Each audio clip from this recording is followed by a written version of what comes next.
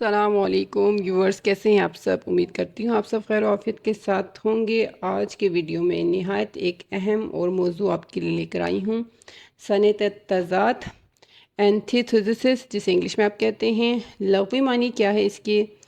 تضاد کا مطلب ہے اختلاف، مخالفت، ایک دوسرے کے برعکس۔ جیسے آپ الفاظ متضاد پڑھتے ہیں، الفاظ الٹ پڑھتے ہیں، ٹھیک ہے؟ ایک لفظ کا مخالف جو ہے اس کا الٹ کیا ہے؟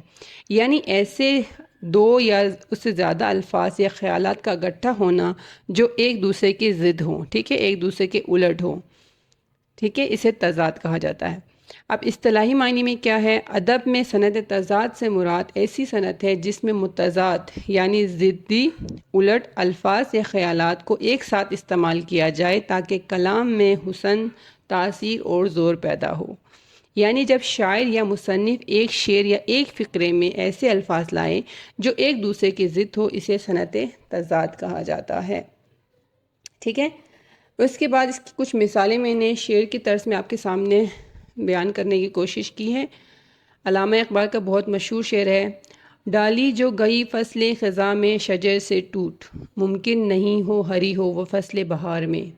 اب اس شعر میں آپ دیکھیں، خزاں اور بہار دونوں ایک دوسرے کے متضاد ہیں، دونوں کو ایک ساتھ استعمال کیا گیا ہے، صنعت تضاد ہے، ٹھیک ہے۔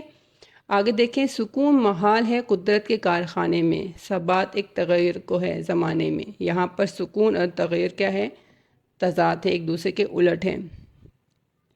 اس کے بعد اگلا شعر دیکھیں، جواں و پیر مرد و زن سراپا چشمے بیٹھے تھے، بہار آنے کو تھی گلشن سراپا چشمے بیٹھے تھے۔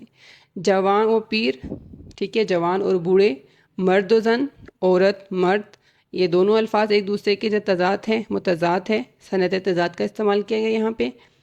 اگلا شعر دیکھیں، تم ہی اپنے مشکل کو آسان کرو گے، تم ہی درد کا اپنے درما کرو گے۔ یہاں مشکل اور آسان ایک دوسرے کے متضاد ہیں، درد اور درما ایک دوسرے کے متضاد ہے، تو صنعت تضاد کا استعمال کیا گیا ہے۔ آپ کی وضع جو ہے فہم کو مزید واضح کرنے کے لیے، مزید پختہ کرنے کے لیے یہاں میں نے کچھ مزید جو ہے نا چیزیں یہاں شامل کی ہیں، اس کو ذرا پڑھیے۔ محمد حسین آزاد، ٹھیک ہے، شہاب الدین غوری کی فوجی گشت کے سواروں کی گرفتار کردہ چند گسیاروں کے بارے میں لکھتے ہیں۔ اب وہ کیا لکھتے ہیں دیکھیں، سب کے سب جنگلی گوار تھے مگر دو بڈھے ہوشیار اور تجربہ کار نکلے۔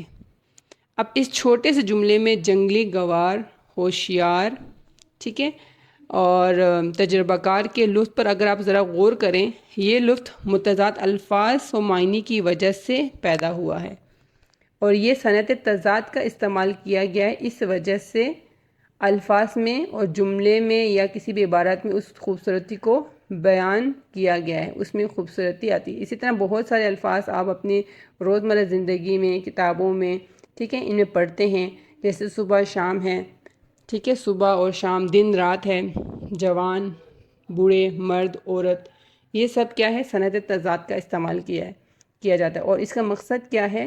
کسی بھی عبارت میں، شعر میں حسن پیدا کرنا، تاثر پیدا کرنا یا زور پیدا کرنا، ٹھیک ہے، اس کے معیار کو، اس کی خوبصورتی کو مزید واضح کرنا یا مزید اس عبارت کو خوبصورتی بخشنا ہے۔ تو امید کرتی ہوں کہ آپ کو اس صنعت تضاد کی سمجھ آ گئی ہوگی۔ اوکے بیٹا، اللہ حافظ۔